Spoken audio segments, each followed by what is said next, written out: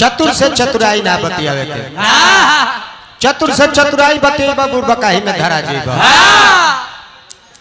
वकील से कानून ना बतियावे के वकील से कानून सीखल जाला वही तरह कोर्ट में गवाह से नदी में मलाह से झंझट ना करे के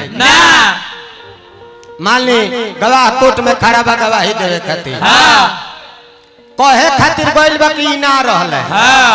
तले दांत पिसत रहे जे कही कि ना कहबो त अब ओकरा गलते बुझा जे बुझी जे भाई तब एजा दांत पिसत रहे बाहर निकलो तो का करी है कहे खातिर गइल बा जे ना रहले तो कभी ना हाकिम ही रहले रिहा होकर के गिरफ्तार हो जाई यही तरह नाई में चढ़ के एगो साधु बाबा वो पर जात रहले एगो साधु बाबा नाई किनार पर रहे मुखिया जी तो साधु बाबा के रामायण महाभारत ना याद पड़ो ना जब बीच दरिया में चल गए मलाह से पूछले कि जे ई बताओ रामायण जाने ला कहले कि ना सरकार ई कुल हमरा ना बुझाला तब तो 4 आना जीवन खत्म ई बताओ महाभारत जाने लो कहले कि ना सरकार ई कुल हमरा बुझाइबे ना करे भाग बेहुदा तब तो 8 आना जीवन खत्म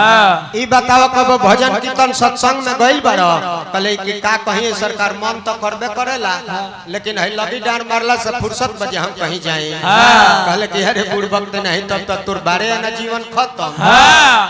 आ तले जाने जे भंडार कौन से तूफान चल रहल जब मलाह तूफान देखल है तो कहले जे बाबा पौड़े के जाने लो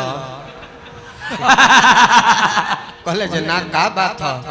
आ तो तनको ना आ तो ना हो हम तो कंठिए माला फेरे में अपन जीवन बिता देहनी तो कहले तब तार सोड़े ना खत